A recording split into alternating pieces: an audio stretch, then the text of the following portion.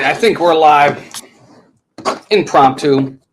Kind of going off the cuff a little bit today. What's up, everybody? Welcome into another episode of Orioles Weekly. Hope you guys are all having a great start to your Monday. But we got a lot of Orioles talk to go over tonight. Hope everybody's having a great start to your week today. What's up, everybody? I am. I got to turn that down. Good to have all of you here. Wow, we got lots of news to go over for the Orioles. We're going to kind of preview the Angels series that starts tonight.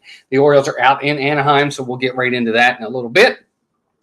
Of course, everybody, just for those that don't know, check us out every Monday. Most Mondays, we do Orioles Weekly right here at 6 p.m., where we talk all things Orioles baseball. Tuesdays and Wednesdays, we've just ended our most recent series of our top 25 Baltimore Orioles of all time. Working on some other stuff, so there might not be any videos this week or next week on Tuesdays and Wednesdays, but I'll try my best to get them out as soon as possible. Of course, Thursdays we do our Hall of Fame profiles, so be sure to check those out. And hopefully this Wednesday we'll be able to do our play-by-play of the Orioles-Angels series finale, actually season finale with the Angels in the afternoon on Wednesday at 4. So we'll see how that goes. Be sure to check us for that. The thumbnail should already be up for Wednesday. But good to have all of you in here. Jeannie's here. Melissa's here. And good to have all of you here already. Thank you all for being here. We are going to talk Orioles baseball. A couple things to go over. Again, don't forget to check out all of our different things. If you're new here, if you're watching the replay, be sure to subscribe. Don C., what's up? Welcome in. I'm new, checking you out. Well, welcome, Don. Good to have you here. Big Orioles fans. Big Disney fans, too. We live in Florida. We're no longer living in Maryland, but I like to talk Orioles baseball, so it's good to have you here. Thank you. Laura, welcome in. LOR, welcome back in. Good to have you here as well. Don, thanks again for being here. Appreciate you. Born and raised in Maryland. Just moved down here about 4 years ago. Had season tickets with the Orioles for about 20 years, so big Orioles fan for sure. But great to have all of you here. So let's get right into today's show, what we're going to talk about. We'll start off with, of course, the West Coast preview. This is it. The Orioles are going to be done with both Kansas City. Now they're done with Kansas City and Anaheim, and we're not even out of April yet. And already we have two teams after this series that we're done for the year. We'll be done. It's 6 games, 3 there, 3 here, and that's it. So for the Orioles in this series, game 1 tonight, it's going to be Albert Suarez against Reed Detmers. Detmers is a lefty. Game 2 is Grayson Rodriguez versus Griffin Canning. And Game 3 of the series is Dean Kramer versus Tyler Anderson. He's also a lefty. And I say that because it's an interesting take, because we're going to talk in a little bit about Jackson Holliday. But we have 2 lefties on the mound in this series. I don't know how much of Jackson Holliday we're going to see in this series, which is kind of too bad, because when I get into talking about him, I really had a good thought on what I thought might happen for him in reference to it. We'll go over to the lineup here in just a second for tonight's game as well. The Orioles do have some lefties in this lineup tonight. So Gunnar Henderson's leading off. He'll bat first. It's short. Adley Rutschman's DHing tonight. Batting second. Batting third, Jordan Westberg. He's been bumped up to the third spot, playing third base. Batting fourth and right field is Anthony Santander. Batting fifth at first base, Ramon Urias. I found that's kind of interesting, and I haven't read anything about Ryan Mountcastle. I'm not sure why Mountcastle's not in the lineup. So Ramon Urias is batting fifth at first base. Batting sixth at center field is Cedric Mullins. Seventh in catching, James McCann. Eighth in left field is Colton Cowser, and batting ninth at second base is Jorge Mateo. So I'm kind of interested. Couple things talking about tonight's lineup. First and foremost, no Ryan Mountcastle in the lineup. They're putting Ramon Urias at first base. I don't know. I haven't seen his splits or his numbers against Reed Detmers, so I don't know if it's just a matchup thing or what it is. I'll have to read into that a little bit more. But I'm kind of interested to see why Mountcastle's out of the lineup. Maybe he's under the weather. That could be it too. So no Mountcastle, even though it's a lefty on the mound. They're going to put Ramon Urias on the at first base, which is kind of interesting. Also, I don't know. I thought no Austin Hayes in the lineup. They are going to put Colton Cowser in there. He is starting to hit lefties better, if you notice, with Cowser, and I think that's great. We're going to get into Austin Hayes a little bit as well. So that's your lineup for tonight's game. I think first pitch is 9:40, and we'll be sure to watch that. That's going to be a lot of fun as well. So big series for the Orioles. I'll be glad when we get Bradish or we get John Means back, because I think the bottom of our rotation is suspect at best. I'm sorry. And we'll get into that a little bit as well. John Messina, welcome in.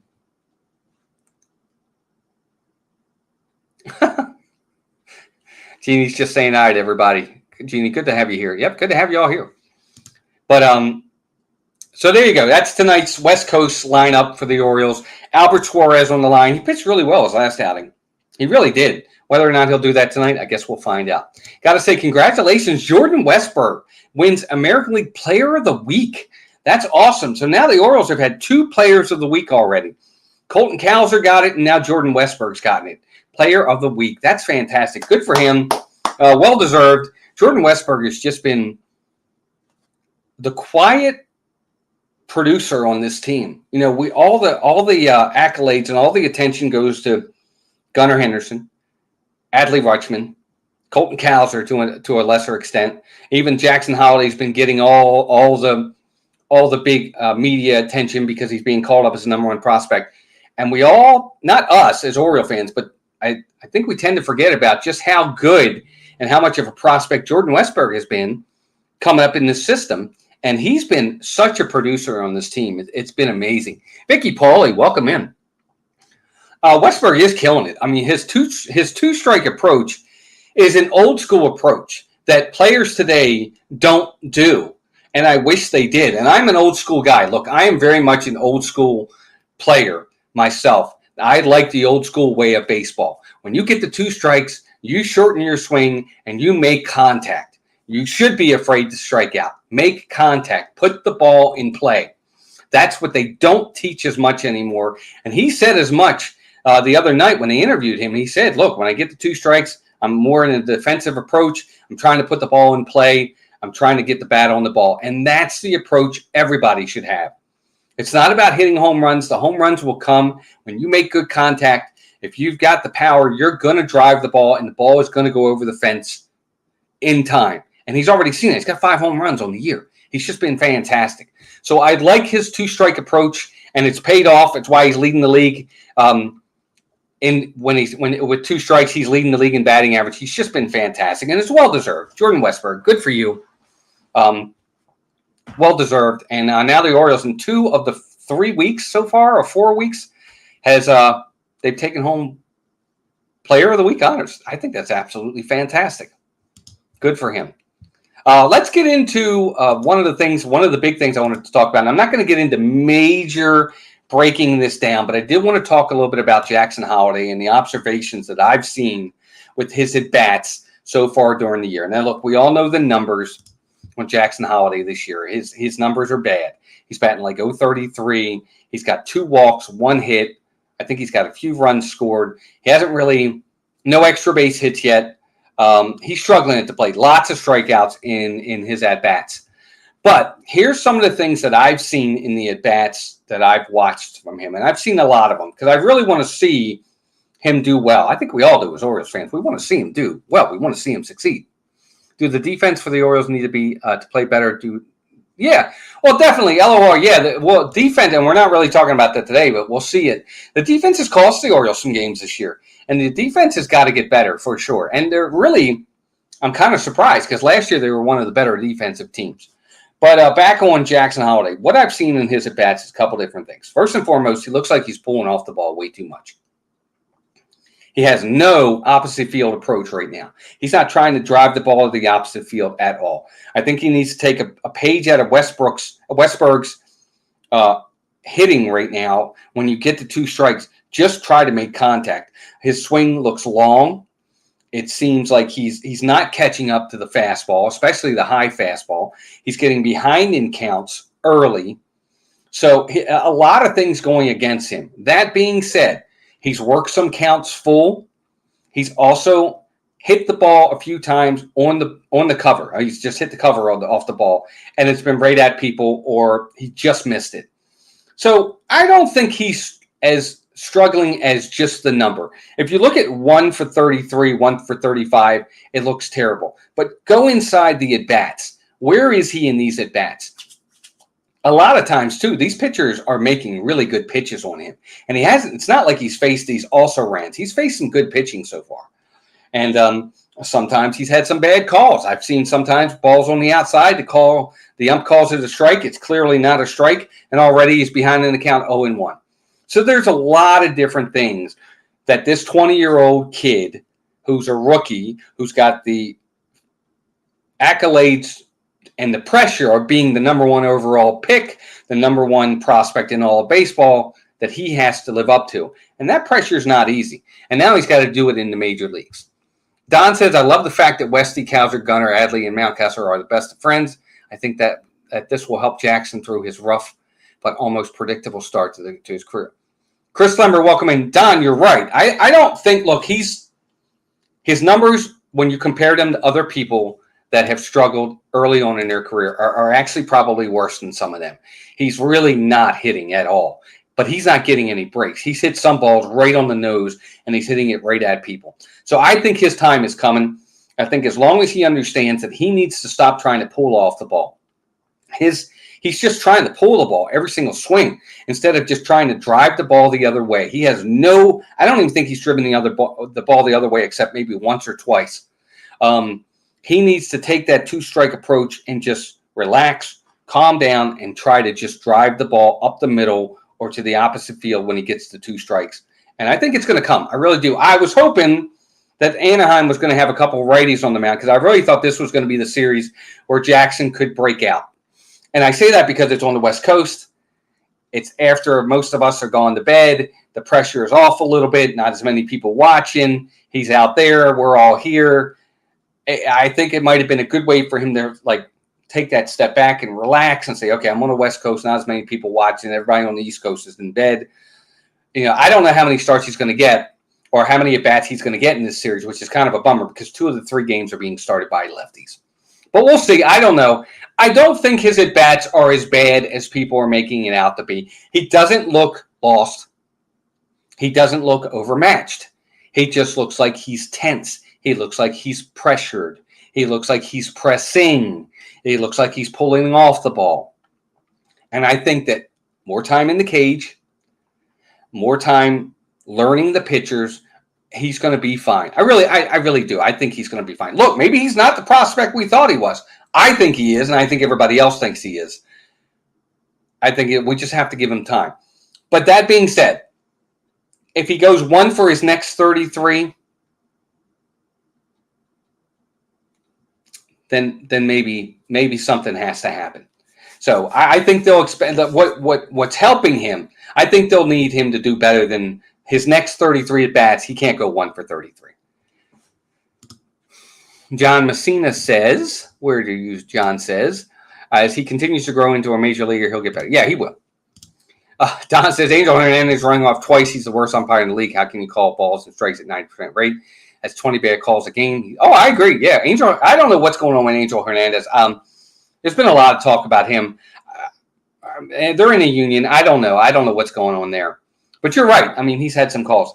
Here's the thing that I think has really helped the Orioles to be patient with Jackson Holliday. They're winning. And everybody else now is hitting. I think that's been a big help to them to be able to be patient with him. If we were 7-14 instead of 14-7, or even if we were 11-10 and not hitting and barely at 500, then maybe questions would start arising about maybe he needs to go back down. But they're winning. So what that does is that gives them more patience to say, let him learn. We're winning games. We're still we're half game out of first place or a game out of first. If we win tonight, we're half game out. Yankees lost today.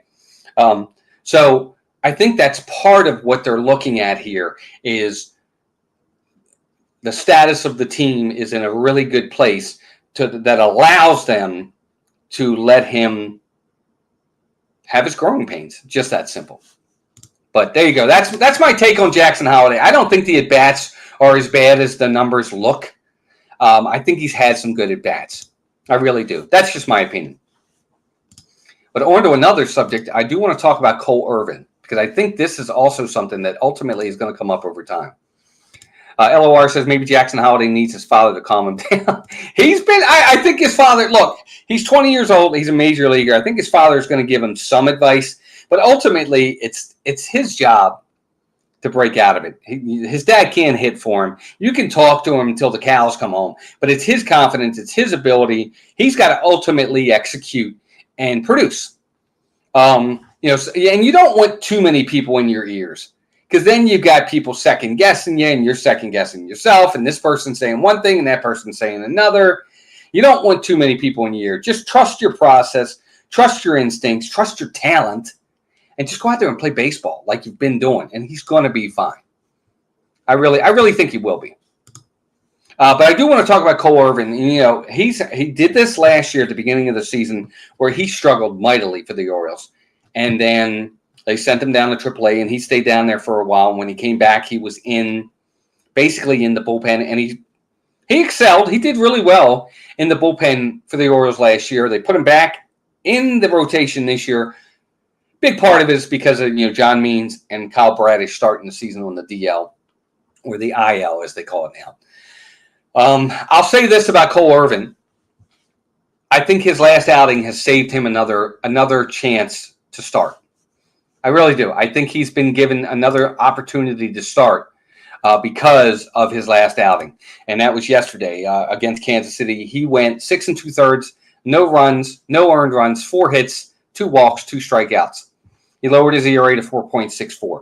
It was really a good outing for him. He didn't strike out a lot of people, but I don't really care how you get the outs. Just get the outs, and he did. He did what he had to do yesterday. 6 2/3, no runs scored, 4 hits, 2 walks. He had a really good outing, and I think that has given him a stay of execution to an extent, because, I think, John, they might have pushed Means a little bit quicker if he had struggled yesterday, and they may have taken him out of the rotation. Maybe I'm wrong.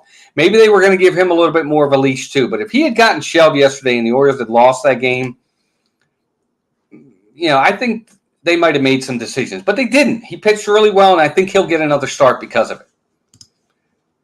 Don said, and I'll go over a couple things. Don says Cole Irvin did great. What about Albert Suarez? What a cool story. You definitely should get another at the bump. Well, Suarez is pitching tonight, so he's going to get another shot on the bump. He definitely is. He's pitching tonight. Again, hopefully he'll pitch like he did the other day. Real good fastball command the other day. Was getting ahead. Strike 1, strike 2, every single hitter for Suarez. He pitched really well. The bullpen's been up and down, though, Chris. It was solid yesterday, but it hasn't looked great. It's given up some leads. It got shelled in the Milwaukee series. It really did. So it's looked good at times, and at other times it's looked bad. It's been a little too inconsistent for me. But although it did look good yesterday. So the thing about Irvin is this. There are guys at AAA, other than Means and Bradish, that are pitching really, really well. And one of them, I got to talk about him because he's just been fantastic, is Cade Povich. I think people got to look at this guy as being called up at some point this season. God forbid the Orioles have another injury, but if they do, I think Cade Povich might get the call. The guy is pitching unbelievable at AAA right now. He's 2-1 with an 0.83 ERA in 21 2/3 innings pitched. He's given up 7 hits. He's only given up 2 earned runs with 33 strikeouts and a 0.74 whip, and opponents are batting 100 against. He is just dominating right now at the AAA level. It's been unbelievable. I looked at his numbers, and I had to look a second time to make sure I didn't look at them wrong. And you guys can go out and check my numbers, but Cade Povich is really turning some heads right now for the Orioles. And if he continues to pitch the way he's pitching, I would not be surprised if he gets a call. I'm serious. He's really pitching well. So for Cole Irvin, it's a big thing that he's pitched good his last outing, because he needed to, because they are definitely have some guys that are going to be pounding on the door to get into this rotation. So that's what I feel about Cole Irvin. I did want to talk another thing. This is another one, talking about AAA guys. I want to know what everybody in the chat thinks of this. I don't know how, but the Orioles have got to find a way to get Heston Kjerstad on this team. The guy is just mashing. He is absolutely mashing. Look, he was hitting last year at AAA. This is the number 2 overall pick in the 2021 draft, 2021 draft. Number 2 overall pick, not the number 2 Oriole pick, number 2 overall pick in the MLB draft. This guy is a 40 home run potential home run hitter. I've said it. Anybody that's watched me, I've said he will hit 40 home runs in a season in the major leagues, and I totally believe that.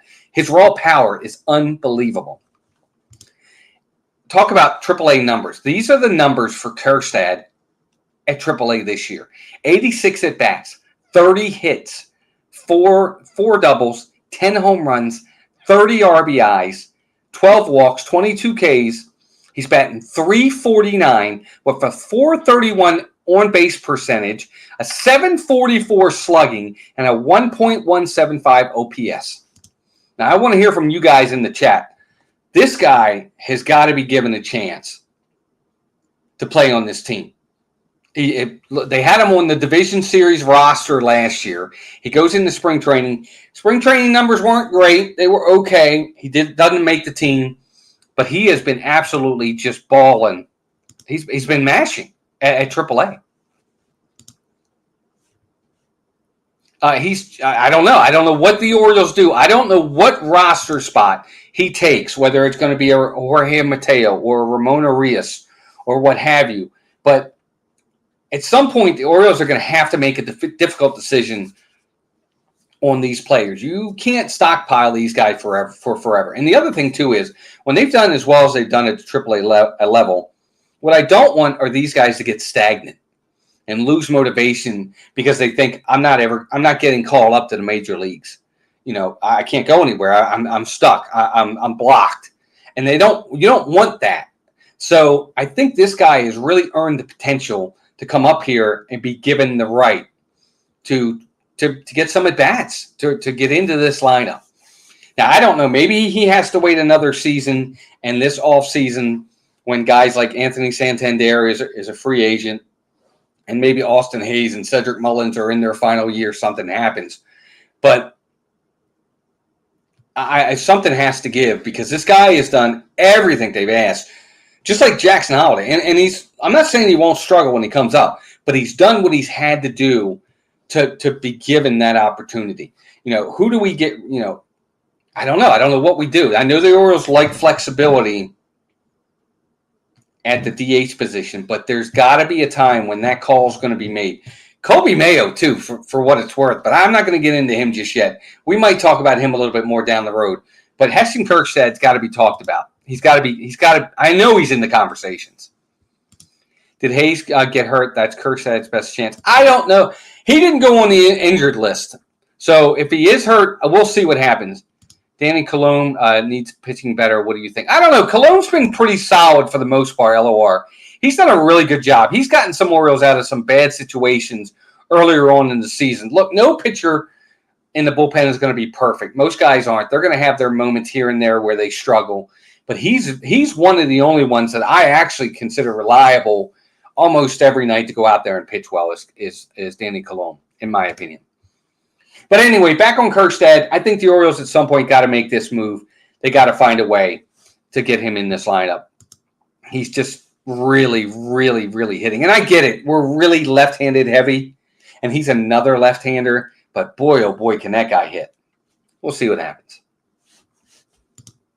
One other subject I did want to talk on, and somebody just mentioned him. We do have to talk about Austin Hayes. And I hate – how do I say this?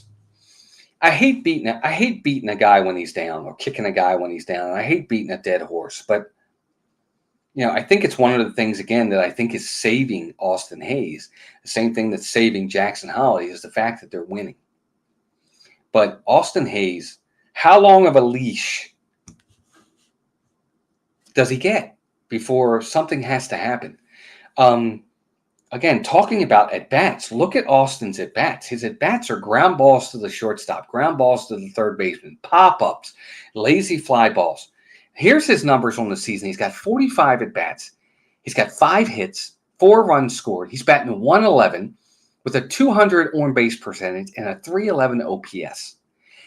His 5 hits are all singles. He doesn't have an extra base hit. He has no doubles. He has no triples. And he has no home runs. And I think he's got 2 RBIs on the season. He is not driving the ball at all. I mean, what do we do? Is he just a defensive replacement? Go get Ryan McKenna to do that then. That's what he's for at AAA. I don't know what the Orioles are intending with Austin Hayes, but what I don't want to hear is this. I don't want to hear anybody say, well, he was an all-star last year. He was a Gold Glove finalist. Past is past. I get it. At this point, this team wants to win a World Series, and they need to have the best team, the best 26 in the field. And this isn't a rookie who's getting his feet wet and learning how to hit in the major leagues against tough pitching. This is a veteran now who's in season 4 or 5 for the Orioles, whose numbers have progressively either stayed or gone down. Just look at the numbers. He's a good defensive player. Absolutely he is. He's got a good arm. But at some point, the Orioles are going to have to start making this decision on what they're going to do with him. Well, that's the thing, and that's the other thing, Don, that I see. This isn't just this season. He was a first-half all-star last year. His first half last year was very good. And the only reason why he was an all-star is because a couple guys didn't play or got hurt, and then they put him on the team. He wasn't voted in. He wasn't picked initially. He was brought in after the fact when guys got hurt. If I'm not mistaken, I could be wrong on that. But that's why he started. Well, I wouldn't say that, LOR. I don't think that. Hayes isn't that player. He's not your difference maker, but he is a cog in the wheel. Okay? And when he's not hitting, I don't know. I think Don's got a good point. This started in the second half of last year. It ran into the playoffs. He was just bad in the second half last year. He was just bad. And what has to happen is at some point, again, decisions have to be made. They have to. And I like Austin Hayes. I don't want him to struggle. I'd like the guy. But remember, when he first came up, we thought he was going to be a star for the Orioles. But this was during the time when the Orioles had bad players all around him. So he looked like a star compared to what we had back then. But now we're seeing the real Austin Hayes compared to guys. We have stars now. Now he's just a cog in the wheel. But when he first came up, he looked like a star compared to everybody else we had for sure. The left field fence doesn't help him, just like it doesn't help Ryan Mountcastle either. He's a whole other story as well. But I like Austin Hayes. I do. But I do think that he has never put together a full season. He's always had a half season, either because he's just struggled or he's been hurt. He can't stay healthy fully. And he's not producing at all. And this season's even worse than his second half of last year. He's not driving the ball at all. And it's sad. It's sad. He's being a team player. He's always out there. He's congratulating players. He's one of the first ones up there to give a high five when somebody gets a hit, scores a run, hits a home run. He's there. He's doing what's asked of him. And that's awesome. But maybe, I don't know. I don't know what the Orioles are going to do with Austin Hayes. I'd love to hear what you guys in the chat think. But I do think that if this continues with him, just like with Jackson, but again, it's apples and oranges. Jackson Holliday is a 20-year-old rookie getting his feet wet for the first time. It's different. This is a veteran who's batting 133. And to be honest with you, it's not Chris Davis. Even Chris Davis hit like 180, 190. This guy's batting 111. And they're not paying him tons of money right now. I think he's making $4 or $5 million.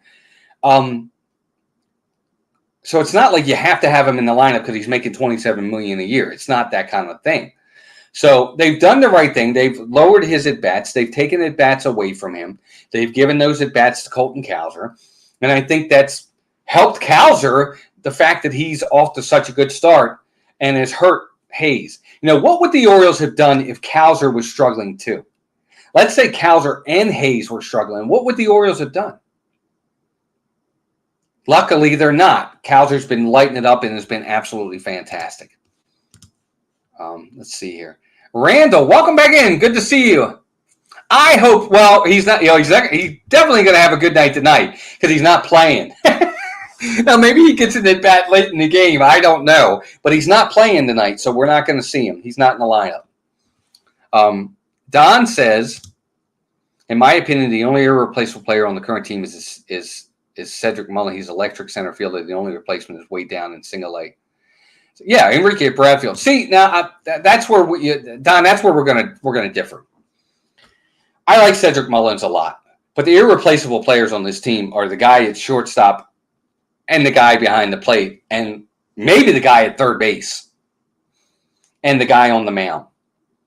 The Orioles have. I still say Gunnar Henderson is going to be a 40 home run guy in the major leagues too. Adley Rutschman is the best catcher in the game. He's fantastic. Say what you want. He's not throwing out runners right now, but I don't think that's on him. I think that's more on the pitchers, not holding runners better. And the whole pitch clock, it's harder. It's really hard. But I think the Orioles have several irreplaceable players. Mullins, he's off to a good start, and we'll see what happens with him. But Colton Cowser can play a very good center field and can hit just like Cedric can. Mullins is a free agent after next season, and that I personally don't think they'll re-sign him. I don't. I really don't. I don't think Cedric Mullins is going to be re-signed after next year. I don't. I think if he hits the free agent market, he's gone. Because if the Orioles want him, they should be talking contract now. And maybe they are behind the scenes. I don't know. But I think after next year, you could have a whole different outfield for the Orioles. Santander, Mullins, and Hayes could be gone. We could have an outfield of Colton Cowser, Heston Kjerstad, and Kyle Stowers. Not great defensively, I give you that. It's not great defensively, but it could happen. Now, Anthony's a free agent at the end of this season. He's making $11 million this year, $11.5 million. I don't see the Orioles re-signing him. I just don't. I think they understand that they have other options that can play the outfield and hit like he does. The one thing we'll miss about him, good switch hitter. He's a switch hitter. Absolutely, I agree there. But I don't think that Anthony Santander is going to – I don't think the Orioles are going to re-sign him. I don't. He's free agent at the end of the season, and I think they're going to let him walk. Because he's already making $11.5 million. What are they going to sign him to? A 3-year, 4-year deal? He's probably going to want a 5-year, 6-year deal.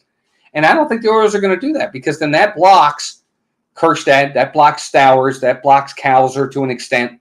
What are they going to do? What about Enrique Bradfield? It's going to block Bradfield to an extent because if you want to re-sign Mullins? There's a lot the Orioles have to look into.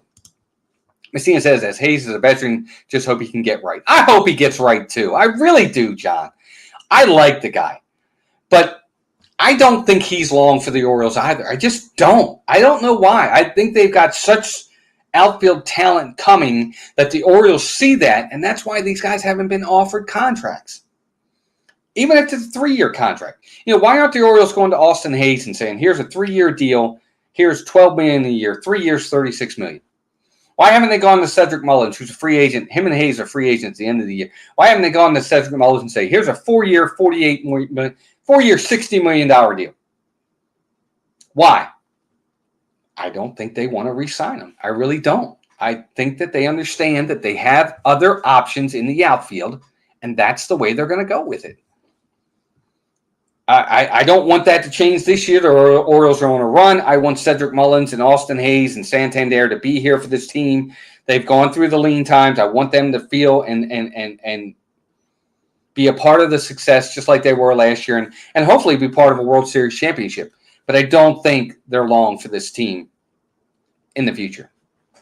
I just hope they continue to produce. Cedric's doing really well. He struggled early. He's coming around now. Same with Santander. Their numbers are still not I mean, they're not. I'm going to pull them up right now, and we'll kind of go over them. I like Cedric a lot too, but we'll see what the Orioles do. Just bring it up. I'm just going to bring up each player right now. Cedric has really turned it around. What has he batting? He's batting .269 on the year, 5 home runs, 15 RBIs, 4 stolen bases. He's got 15 runs scored in 67 at-bats, an OPS of 833. He's doing good. He's really turned it around. Well, it is, Don, it's really a huge thing because in the past, the Orioles didn't have options. And that's why they would go out and get some of these guys on single one-year deals to just plug guys in. I agree 100%. But it's not just Mike Elias. His entire scouting team around baseball has been fantastic to go out and find these guys and get them signed and do what the Orioles have done. We know about this guy and that guy, the number ones, the Adleys, the Gunners, the Jackson Holidays. Those we understand those. But Jordan Westberg, Heston Kjerstad, Colton Cowser, knowing those guys, they've done a really excellent job with drafting, but also developing. I think people have to remember the Orioles have had, even before Mike Elias, they had several top 5 picks, top 3 picks in guys that they went out and got that they couldn't develop. Brian Mattis, Dylan Bundy, just pitchers that they went out and got. Other guys, hitters whose names I don't even remember, were top 5, top 10 picks that just did nothing. They couldn't develop players. They have changed it. It's one thing to draft right, but it's another thing to be able to develop those players, and that they've really done well. And part of that is the analytics that they've incorporated now. Their international game has gotten so much better. They've just really taken it to another level, and they've become, instead of the laughing stock that they used to be, they have just become the banner for which other teams, the bar that other teams set for themselves. They're the poster child for a good organization. And it's an embarrassment of riches that it's been a long time coming of how well they've done and with the amount of talent that they have. But that being said, talent is one thing. You've still got to go out there and you got to produce and you've got to execute and you got to win. And this is their opportunity. This next 5 to 10 year stretch is their opportunity to do a 96 Yankees run. Remember when the Yankees in 96 got Derek Jeter, then they got Posada, then they got Bernie Williams, and then they got Andy Pettit, and then they got, then they went and got Paul O'Neill, brought him in, and they got all these players, Mariano Rivera, and then they went on that run of winning 6 championships in like 12 years or 10 years. It's an opportunity. I'll put it to you that way. And it's hard to compare us to that team. That was a dynasty right there. But there's makings of that here for what it's worth. But there you go, gang. So there you go. I hope, Don, I know you're new here. I hope you subscribe to the channel. I hope you come back. I'm going to be calling the game on Wednesday afternoon. I hope you can join me for that. It's going to be a lot of fun. Check out my Hall of Fame profiles every Thursday afternoon or Thursday morning. I do a Hall of Fame profile. You should check out some of the older ones, too. They're a blast. I love doing them. More videos coming. But, guys, thank you all for being here. Thanks, mods, for saying hi to everybody. I know Jeannie was modding in here tonight. Melissa was in here as well. So thank you to my 2 mods who came in. I definitely appreciate you. Hope everybody enjoyed this tonight. I definitely enjoyed it. 9:40, I think, is first pitch, or 9:45, the Orioles, Angels. Again, Albert Suarez is pitching for the Orioles. Reed Detmers, the lefty, is pitching for Anaheim. Hopefully we can get that win tonight and keep it going. The Yankees lost this afternoon, I think 2-0 to Oakland in New York, too. But anyway, we'll see what happens. Thanks, Don. I appreciate you subscribing. That means a lot. It really does. But I hope everybody has a great rest of your day. We'll talk to you guys soon. Keep rooting for those O's and take care of yourselves and each other. Bye, everybody. Have a great day. Paul Angle, what's up, buddy? My man, Paul's in the house. Paul, have a good night, pal. Be sure to hit that like button, everybody. See y'all later.